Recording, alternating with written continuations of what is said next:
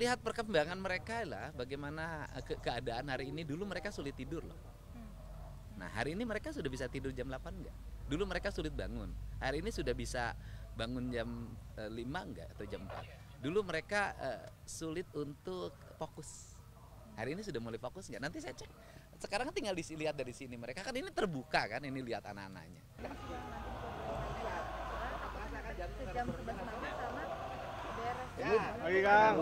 Ya, oke. Gimana? Pak, progres hari sampai saat ini gimana Pak? Ya hari ini kan pertama saya tengok ya, saya tadinya janjinya hari Senin ya, tetapi karena hari Senin saya padat banget kegiatannya dari pagi sampai malam, dan besok juga saya padat banget. Saya hari ini saja deh saya tengok, dan saya lihat anak-anak tuh, anak-anak saya lihat lagi latihan baris berbaris, saya lihat tuh, lihat suaranya gembira banget. Makan, saya mengecek makanannya hari ini, dipastikan gizinya cukup. Dan saya mengecek bagaimana kondisi hari ini mereka ya. Pak, bagaimana dengan mulai bermunculnya kontroversi tentang ini Pak? Setiap perbuatan yang bertujuan demi kebaikan dan kebangsaan, nasionalisme di Indonesia itu sudah terbiasa. Anda kan tahu saya dari dulu jadi bupati di Purwakarta kan, berbagai hal saya hadapin, berbagai tuduhan, sangkaan, nyinyir, kebencian, kan nggak ada problem. Tetapi kan akhirnya orang merasakan hari ini. Jadi ya kalau jadi pemimpin tuh harus seteguh batu karang. Kalau ada yang menjadi pemikiran dan gagasannya, itu adalah kebaikan bangsa, jangan pernah menyerah. Karena dulu juga ketika bangsa ini dimerdekakan kan banyak orang yang tidak punya keyakinan bahwa bangsa ini bisa merdeka. Mulai banyak yang bermunculan orang tua yang ingin menitipkan gimana Pak? Oh iya, ya itu tandanya bahwa kegiatan ini mendapat respon positif. Artinya bahwa hari ini orang tua ini udah kewalahan menghadapi anak. Kan memang teorinya begini, teorinya kan, anak yang mengalami kenakalan, kalau itu kriminal maka lewat peradilan anak. Kemudian nanti lewat pembinaan, taruhlah misalnya lembaga tempat penitipan anak lah, kita nggak nyebutnya LP ya, lembaga tempat penitipan anak untuk dilakukan pembinaan. Itu kan yang berproses kriminal berdasarkan peradilan. Tetapi kan banyak yang tidak berproses kriminal, tetapi nakalnya nggak pernah berhenti. Nah, akhirnya mereka harus balik ke orang tuanya. Pertanyaannya adalah ketika orang tuanya sudah tidak punya kesanggupan, nggak sanggup ngadepin anaknya bolos terus, nggak sanggup anaknya main game terus, nggak sanggup anaknya motor-motoran terus, nggak sanggup anaknya minum ciu terus, kan kayak minum ciu, minum eksimer kan nggak bisa dipidana anak-anaknya, kan itu. Nah ini kan harus ada orang yang menangani ya, saya termasuk dan Pak Bupati Purwakarta dan bupati-bupati lain, wali kota seluruh Jawa Barat hari ini sudah mempersiapkan sanggup menangani dengan bekerja sama dengan TNI. Nah, bicara persoalan TNI, TNI itu kan mendidik anak-anak itu bukan baru. Paskibraka itu dididik oleh TNI. Paskibraka loh. Nah, kemudian ada SMA, namanya SMA Taruna Nusantara yang melahirkan orang-orang hebat.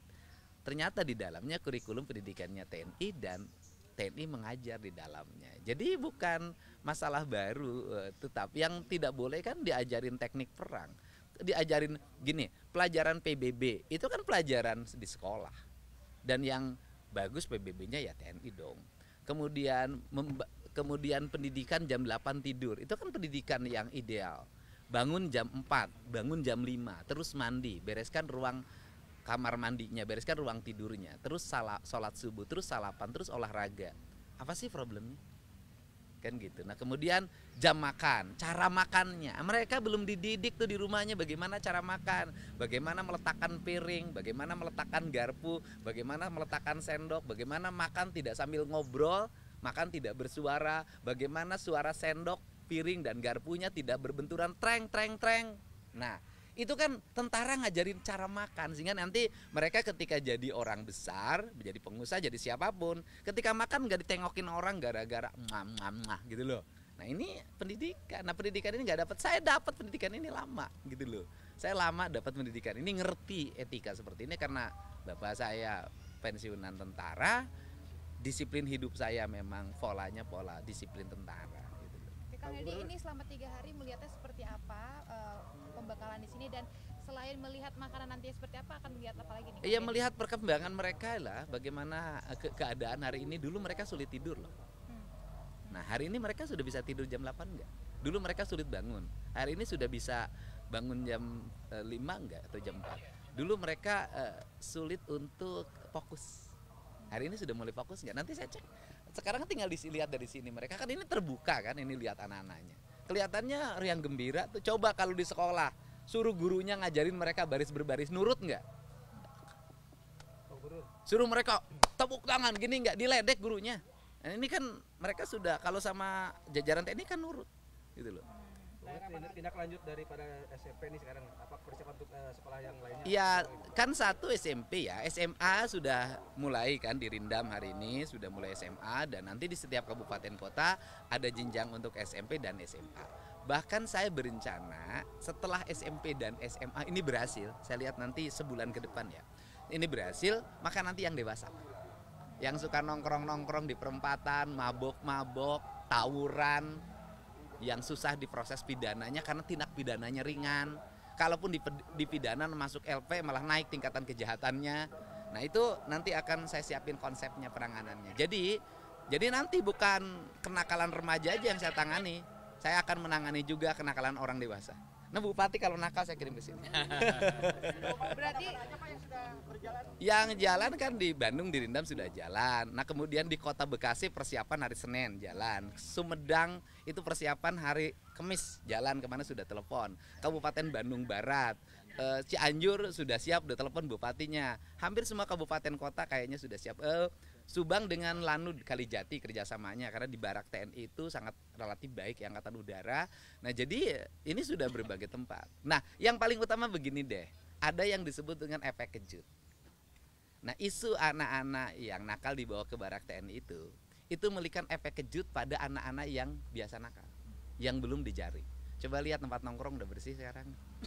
Anak-anak yang biasa bolos sekolah sudah nggak ada. Di Indonesia ini, satu orang Indonesia itu belum sampai kesadaran takut. Nah sekarang tuh sudah ada rasa takut, akhirnya yang bolos nggak jadi. Saya dapat WA ya, yang bukan orang Jawa Barat, orang Jawa Timur. Dia cerita begini, bahwa anaknya itu biasanya susah banget bangun, susah banget berangkat sekolah. Ketika diliatin TikTok ini, marah sekarang rajin katanya. Ya mudah-mudahan lah ada efek yang memiliki kesadaran bagi semua bahwa hidup disiplin, terarah dan punya visi yang baik itu adalah penting. Nah nanti saya juga akan mengarahkan anak-anak SMA yang kelas 3 yang baik-baik, yang punya orientasi kerja. Itu kan saya mau bikin pelatihan pekerjaan ya. Nanti misalnya mereka ke industri, misalnya di BYD. Itu kan diperlukan orang-orang yang sigap, terampil, visioner. Nah nanti mereka itu akan saya siapin untuk mengikuti pelatihan-pelatihan pola militer sebelum masuk ke jenjang industri. Oke, Kang Dedi ini kan pelatihan selama 2 pekan ya? 2 Enggak, minggu. nanti saya mau kita tambah. Oke, tapi kan emang rencananya 6 bulan, minimal 6 bulan paling maksimal Sebenarnya tahun. Itu tergantung bagaimana? perkembangan anak. Oke. Kalau anaknya mengalami pertumbuhan dan perkembangan baik, 1 bulan bisa pulang.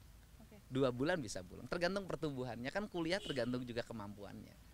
Gitu. Tapi yang saya khawatirkan cuma satu, mereka nggak mau pulang. Betah, makannya enak, katanya hidupnya teratur, kan gitu. Ada Loh. review seperti itu dari peserta didik Kang Lihat Dedi? aja kemungkinan begitu terjadi. Kayak gini deh, kita ini ngalamin. Kita pernah kemah waktu muda. Waktu pertama masuk tenda, nangis.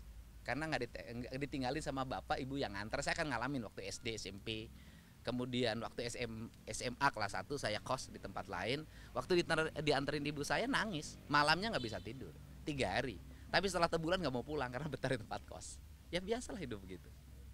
Siap, Kang. Terima kasih.